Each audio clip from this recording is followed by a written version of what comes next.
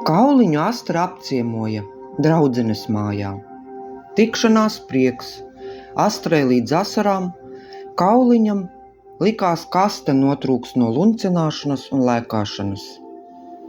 Diemžēl abi kopā meža mājās vēl nevarēja būt, jo Astras veselība tik ātri neuzlabojās, kā gribētos. Katru reizi, kad bija jāšķiras, tad Kauliņš to nevarēja nekādīgi saprast, kāpēc saimniece dodas atkal prom. To apciemojumu dienu vakaros uzticamais draugs kūkoja pie ārdurvīm, saspicējot ausis, izdzirdot katru niecīgāko skaņu. Šādos vakaros arī ēst negribējās. Acīm redzami, suns skuma pēc savas saimnieces. Vēl vecā gada pēdējās darba dienās Modris izkārtoja, ka mammu izmeklē ārsts. Slēdziens, kā uz to skatās, ja ievēro visus norādījumus, lieto zāles, nedzīvo viena, jo jābūt vienmēr kādam klāt, kas laicīgi var noreaģēt, ja uznāk vēl kāds vājums, tad sirds vainai vajadzētu norimt. Tad jāplūko ārsta slēdzienu kā meduļu no otras puses, ar Kauliņu varēs satikties tikai pie Sarmītes. Bet ja draudzene paziņo, ka vairāk nav gatava pieskatīt Astras sirds draugu, Sarmīte jau nav tāds cilvēks, kurš grūtā brīdī pagriezīs muguru, bet tomēr nav jau viņai tas kā pienākums savu ikdienu pakārtot draudzenes sunim. Sarmīte šīs vecā gada pēdējās dienas nepavadīja mājās. Abi ar vīru un Kauliņu arī, protams, bija aizbraukuši, kā pati Sarmīte teica, tepat uz Igauniju, aplūkot izgreznoto vecpilsētu, pastaigāt pa svētku gada tirdziņiem. Kauliņš cītīgi un pieklājīgi, kā jau Astra bija iemācījusi pie pavadas, devās līdzi šī brīža saimniekiem. Pirmais, ko viņš varēja aplūkot, Tallinas rātslaukums. Tur kā izbērtas ogas no caura groza, kafejnīca pie kafejnīcas. Katra kā sacensībās, kurai greznāk un interesantāki rotājumi. Viens gan Kauliņam laikam nepatika. Pie vienām durvīm bija nolikts kaut kāds objekts, sarkanā mētelī, tādas pašas krāsas cepure ar, rokas izplētis, griežas uz riņķi un sauc: ho, ho, ho! Tur tiešām ir jārej no visas sirds. Labi, ka Sarmītei kāds kārums kabatā, ar ko nomierināt satraukušos sirdi. Ielu mākslinieki. Viens lika četrkājainam skatītājam atkāpties, jo kā pūķis tas prata ar muti pūst uguni.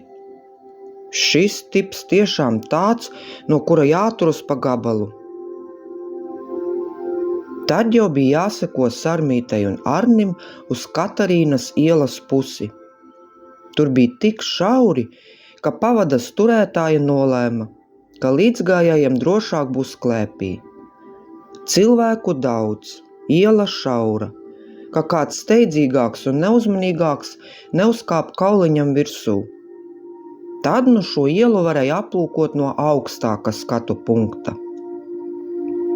Nami, ielas, varētu likt to fotogēniskumu un skaistumu uz vienas no fotogrāfijām un sūtīt Astrai, lai pievieno savā albumā.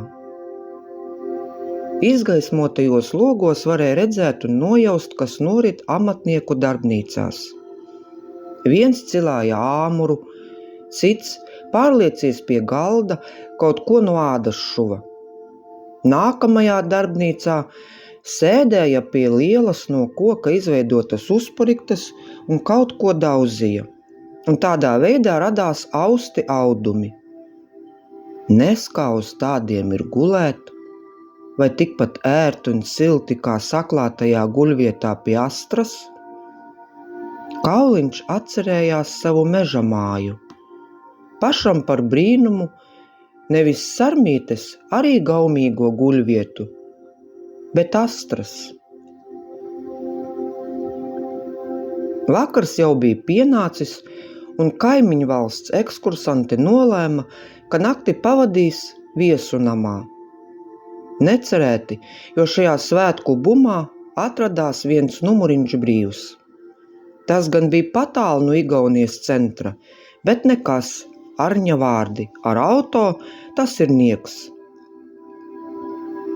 Nākamās dienas maršruts jau pamazām virzīties uz māju pusi, bet pa ceļam vēl kaut kur piestāt. Tad šīs dienas pirmais pieturas punkts – Pērnava. Būtu vasara, varētu vēl pastaigāties pa Pērnavas pludmali, bet tagad, ka kauliņam ķepas nenosalst. Gan jau pietiks šoreiz ar vecpilsētas apskati, nav jau tik grezni kā Tallinā, bet jauka pastaiga garantēta. Kā ievadvārdus norunāja Arnis. Kauliņš, ja godīgi, jau bija noguris, jo tik aktīvas pastaigas un daudz jaunu iespaidu vēl savā suņa mūžā nebija piedzīvojis.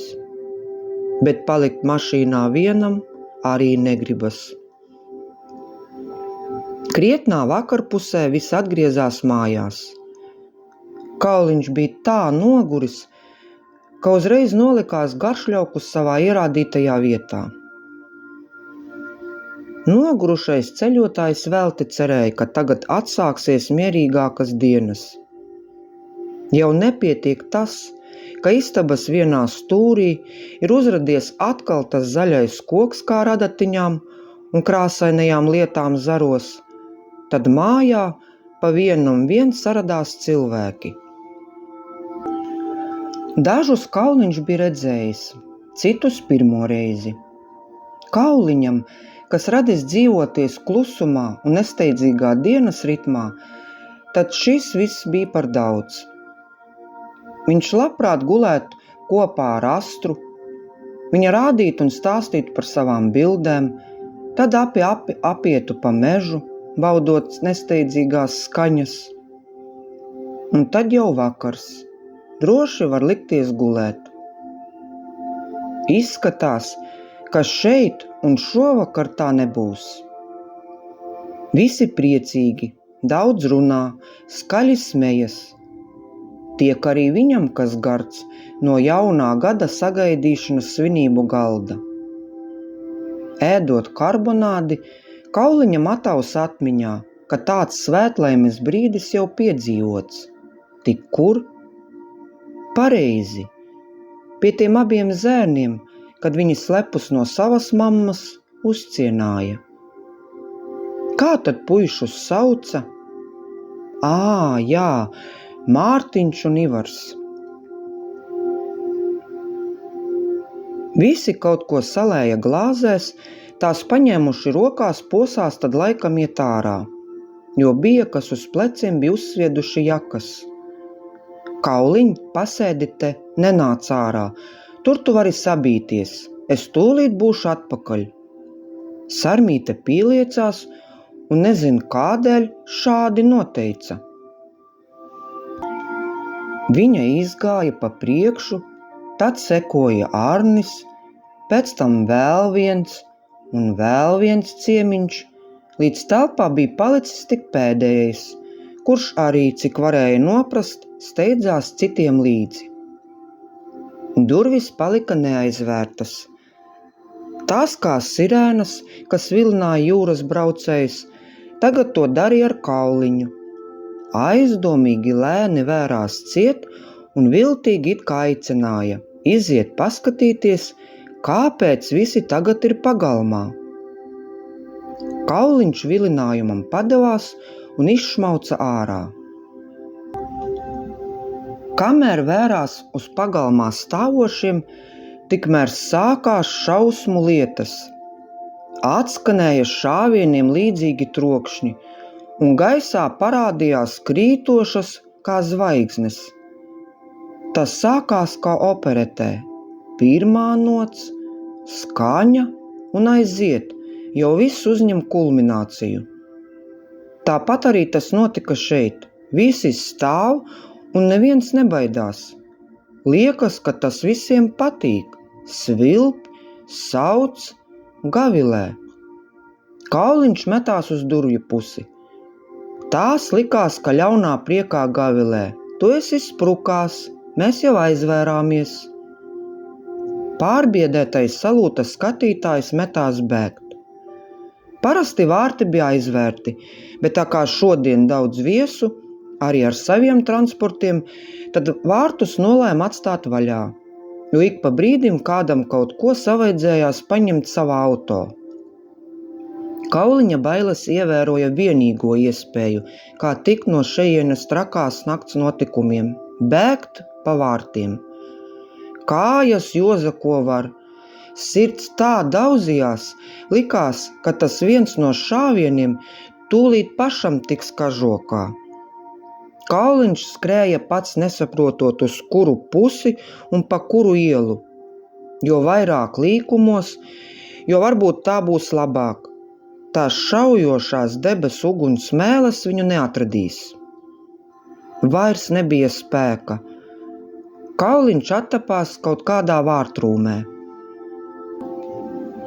Pieplacis pie zemes, drebot, jo vēl pa kādai šāvēji bija nolēmusi viņu turpināt baidīt, Kauliņš aizvēra acis.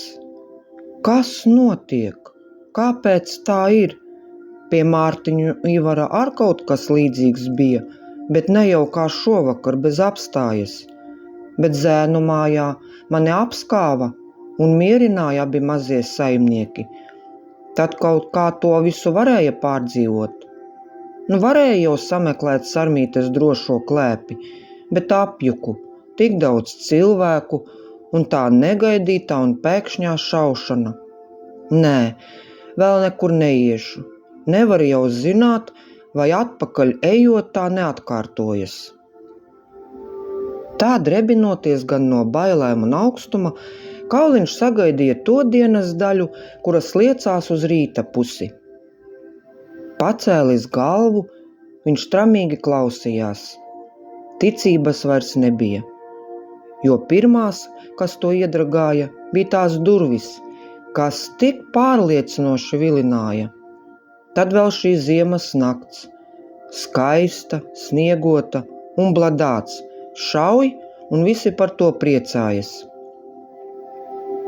Jāmēģina kaut kā gar māju sienām tā klusi lavīties atpakaļ pie Sarmītes. Ēst ar jau sāk gribēties, kājas ar nosalušas, bet tās bailes. Tās negrib ne par ko atkāpties. Iekšā viss vēl trīc un dreb.